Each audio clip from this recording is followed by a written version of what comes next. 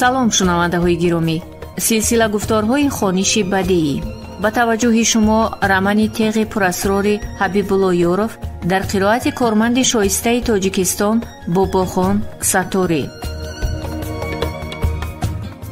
оғози гуфтори 12. تشکیلیابی دسته‌های مخالفین حکومت انقلابی افغانستان هنوز از زمان تبدلات حکومت ظاهرشاه سرآغاز گرفته. فعالیتشان اول بر ضد داوود، بعد بر ضد ترقی و امین و پس از مرحله دوم انقلاب ثور بعدی به سر قدرت آمدن ببرک کارمل به اوج اعلایش رسیده بود. هر یکی از این دسته ها در علاهیدگی بر ضد حکومت مبارزه می بردند. همزمان بین خود اختلافات زیادی هم داشتند. سرکرده هر یک دسته یا گروه خود را از دیگر بالاتر می گرفت. در بعضی حالت ها بین خود برخوردهای شدید هم می کردند. از آخرهای سال 1986 در دوران سلطنت داری نجیب الله گروه های مخالفین تحت دستور امیسرهای خارجیشان روی بر اتفاق متحدی آوردند. در این زمینه اتفاق افغان از حساب احزاب مختلف و سازمان های تروریستی تأسیس یافت. هدف اساسی تشکیل حکومت الترناتیوی افغانستان بود تا که به این واسطه نه تنها سیل مبلغ و کمک های دیگری به صورت حسابهایشان از ممالک غرب و عالم اسلام وارد شونده را نگاه داشته توانند، بلکه این مبلغ و کمک ها بیش از پیش افزایش یابند. هرچند با کوشش اتفاق افغان در پاکستان حکومت در مهاجرت بوده افغانستان تأسیس داده شد، ولی آن هم بجز نام مجاهدین و مخالفین به شرف بیشتر کامیاب نگردید. برابر این در ابتدای سال 1987 تمام قوه های مجاهدان و مخالفان تحت فشار دستوردهان خارجیشان برخلاف ضدیت های داخلی خود متحد گردیده تأسیس حکومت الترناتیوی را در داخل افغانستان به نقشه گرفتند. البته برابر تأسیس چنین یک حکومت بگذار بنام هم باشد امکانی آزاد و روشاد گرفتن کمک های نظامی از خارج کشور برای مخالفین حکومت رسمی فراهم می آمد. همزمان نمایندگان مخالفین حقوقی با تشکیلات های گوناگون بین الخلقی تا خود سازمان ملل متحد جایگیر شدن را به دست می آوردند.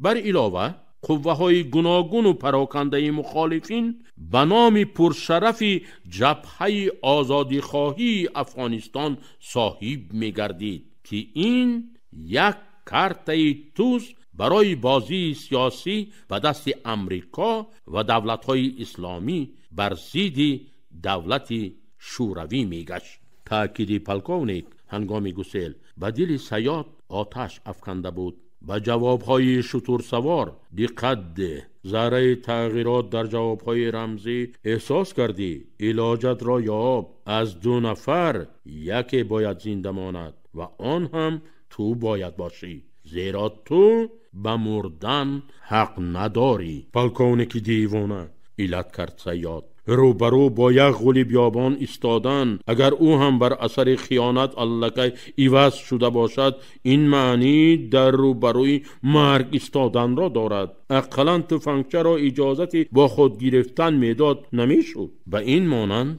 صیاد حادثه 4 سال قبل در کابل رخ داده را هنگام گسیل یکی از ترجمان ها به یاد آورد. پاره نان، قبضه خاک و تفنگچه. مهلت قرارداد سلیمزاده به آخر رسید. وی باید به وطن برمیگشت. صیاد که متصدی حجتگزاری بود، حجتهای او را برای بازگشت تیار نموده به دستش داد. دمی گسیل سلیمزاده از پرتفیل چرمینی سیاهش که در آن اصلا نوشتجات خود ترجمه های درس های دانشگاه را می برد و می آورد، یک بسته لطت پیچی را برآورد، به صیاد نشان داد و با اشاره به آن بسته خواهش نمود که این امانت را به کنسولخانه سفارت شوروی سپارد و در کتاب قیدهای مخصوص ثبت گردانده به جای او حتما امضا گذارد. صیاد با تعجب به سلیمزاده نگریسته گفت: از روی دستور عمل من باید این را کشاده ببینم که چیست، بعد قبول کنم. راضیت شما؟ چهره زیبای سلیمزاده تنومند با تبسم مایل گردیده بیشتر نور گرفت. اندیشمندی و احتیاطکاری تو صیاد طی این سالها در این ملک پر از شور و شنگ بیگانه به من بسیار پسند آمده بود. اگر حاضر این سوال را نمی دادی پس تو صیاد نمی بودی. اکنون من خاطر جمع می روم که تو همان صیادی احتیاطکاری و باز پخته تر هم شده ای. از شما آموختم استاد. صیاد هم به شیرین گفتاری سلیمزاده با تبسم جواب گردانید: واقعاً سلیمزاده که سالهای زیاد در این ملک کار کرده است یکی از ترجمانهای بهترین به حساب می رفت. بسیار سرمشاوران نو آمده شوروی می خواستند که سلیمزاده را به قراردادی خودشان گذرانند. همین طور وی به تغییر به مهلت دور و دراز بیش از 10 سال در کابل کار کرد. آخر ترجمانی که هنوز در زمان ظاهرشاه و داوود کار کرده و بعد دوره ترکی و حفیظ امین و ببرک کارمل را از سر گذرانیده است، مگر برای هر یک مشاوری روزتباری از عرف و عادت، فرهنگ و مدنیت مردم غیور و مهمان نواز این سرزمین قدیمه که اجدادانشان از بیل سیستان رستمی دستان پیوند خونی دارند همچون انسیکلوپدی زنده ضرور نیست؟ البته ضرور است. دستیار بیمینت است. صیاد تگونچه سلیمزاده را کشاد. یک پاره نان خشک در یک خلطچه خوردکک سلفنی سفید که با مرور زمان رنگش تیره شده است، یک کف خاک، تفنگچه مکرف با 2 تیردان خالی که هنوز نمی روغن زواد در آنها دیده می شد و 2 قطی تیر 20 دانگی بار هم نکشاده. صیاد با تعجب به سلیمزاده نگریست. وی حیرت صیاد را دیده گفت: از کلانها در گوش مانده است که نان همراه و رفیق و بلاگردان است. برای همین هم اگر طفل در خانه تنها باشد در گهواره بالای سرش پاره نان میگذارند. سپس خلطچه سلفنی را به دست گرفت. اینش یک کف خاکی وطن از جیگر تاجیکستان از قیستکوز. 13 سال باز آن را با خود در مسافرت میگردانم.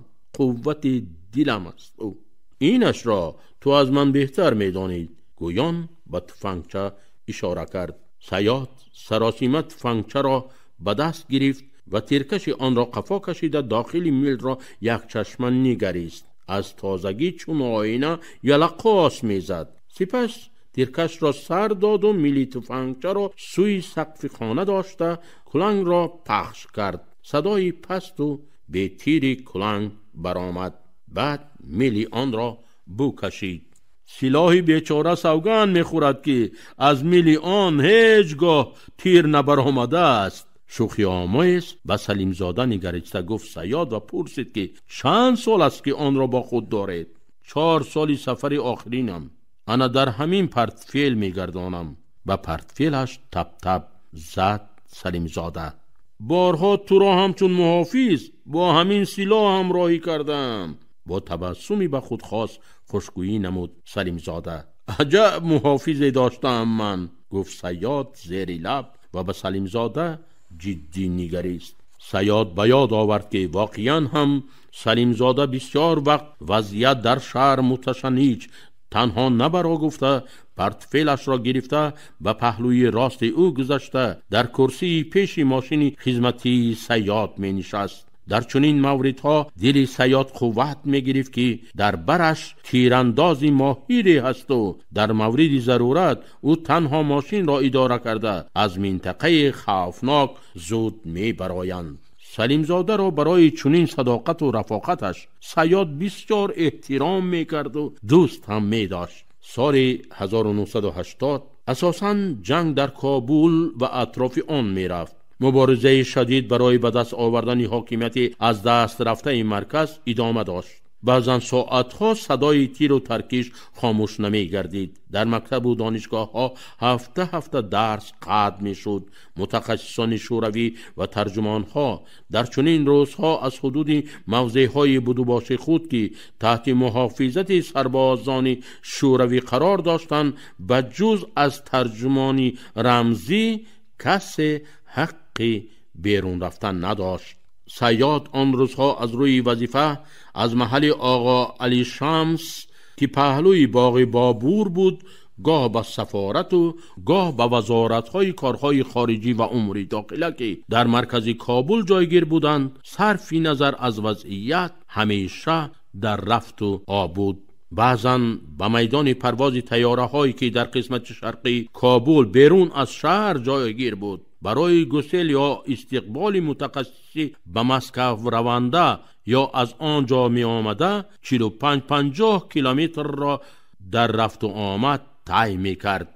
3-4 ماه اولی کار برایش محافظ معین شده بود. یک نفری از راتای کماندنتی سربازان شوروی که جای زیست متخصصان را محافظت می نمودند. آنها با نوبت همراهیش می کردند. بعداً صیاد پس از یک حادثه مدهشی در دارالامان در بین تیرپرانی های طرفین ماندن به جای به هجوم جوابی آمادگی گرفتن در کرسی قفای ماشین سر خم کرده پنهان شدن عسکر بچه محافظ را با آینه مشاهده نمود. از خدمت این سرباز بچه های 18-19 ساله جنگ نادیده قطعاً دست کشید.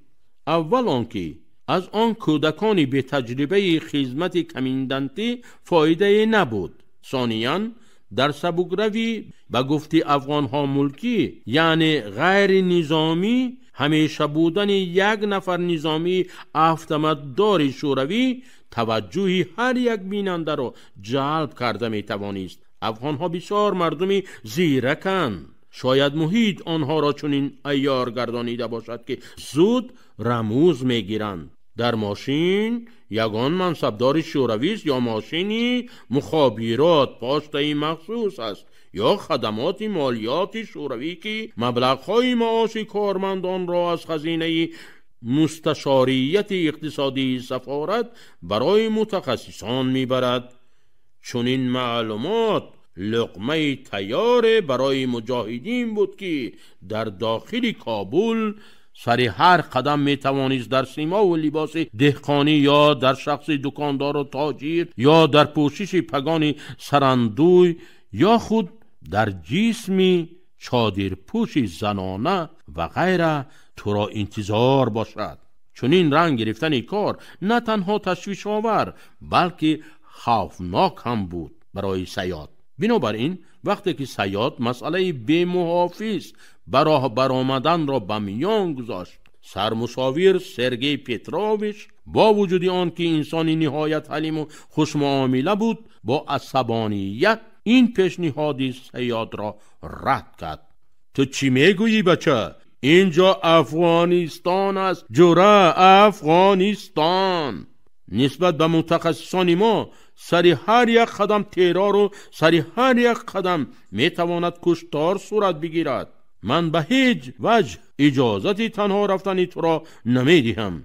دیروز انجینیر متخصص معدنشناس اخرمیوک را که در ریاست گیولوژی کار میکرد در روزی روشن از مرکز کابل دزدیدند. او به محافظ به ماشین ششته میبراید. پس از 3 ساعت ماشین را یافتند و انجینیر صاحب نیست. در یک روز بعد به عوضش 20 نفر مجاهدی بعد از افتاده را که چندین نفرشان از جمله قماندانهای مخالفانند از محبس پول چرخی رها نمودن را طلب کردند. تقدیر اخرمیوک چی می شود حالا معلوم نیست، ولی سرمشاور ریاست گیولوژی با جزای قطعی حزبی روزی دیگرش به مسکو برگردانده شد. نه، من چون این مسئولیت را به ذمه نمیگیرم. التماس و التجا هم نکن جورا. محافظ پیش از همه این امنیت و بیخطری خود تو است. سرگئی پتروویچ، نخواد بیخطری من از شما دیده برای خود من مهم نباشد. با این محافظ سربازی در پیشانه‌اش SSR نوشته شده بی تجربه جنگ نادیده که حتی از یک صدای ترکیش دست و پا خورده به کجا پنهان کردن سرش را نمیداند، برعکس حیات من و او هر لحظه میتواند زیر خطر ماند. ایستادگری نمود صیاد. در موردی از پیش و قفا ناگهان بسته شدن راه چی؟ من با لباس ملکی افغانی که در تن دارم ماشین را پرتافته برای نجات خود را به یگان تنگکوچه و پسکوچه زدنم ممکن، ولی این کودک پگاندار را که نه زبان مردم محل را میداند و نه ره و روی شهر را چه خیل نجات داده میتوانم. بعد من را به تریبونال نمیکشند که سرباز شوروی را به مجاهدان به چند پول فروختی. خیر شد، من راضی، لیکن به یک شرط. اگر سفارت اجازت دهد میلش، لیکن به سفارت خودت مراجعت کن و بازگوی که سرمشاور سرگئی پتروویچ مطلقا زیده است. ها، انا همین طور گوی، گفت سرمشاور و لحظه سکوت کرد و بعد گویان دست افشانده از حجره کاریش برآمد. سردار خدمات بیخطری سفارت پلکونیک بگدانوف فکر و اندیشه های صیاد را آرامانه گوش کرد. بعد سوال و جواب های مفصل و سنجش مهارت استفاده برای سلاح در وضعیت فوق‌العاده اجازتی به محافظ به سفر برآمدن صیاد را داد و با نقشه سرپناه های امن و بیخطر در شهر او را شناس نمود که در حالت های چپه در کجاها پناه بردن ممکن.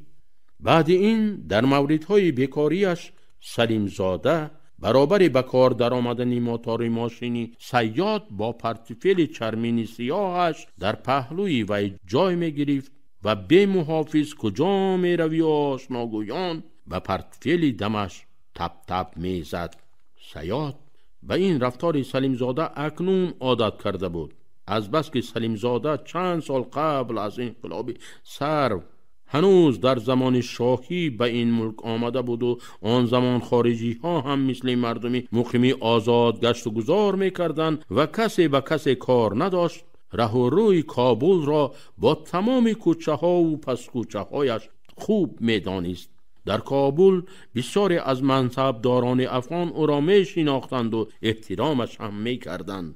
این سبب داشت قسم از ختم کرده های یکی از دانشگاه های بانفوذ کابل که سلیم زاده طول سالهای زیاد برایشان درس داده بود، اکنون آنها در وزارت ها و ریاست ها کار می کردند و بعضی هایشان صاحب منصب هم بودند. غیر از این سلیم زاده که داننده خوب ادبیات کلاسیکی تاجیک و فارس و مردمی دری زبان افغانستان بود و کانی شعر و اندرز، مردم افغان چونین کسان را چون انسانی ورزیده بسیار احترام می نمودند.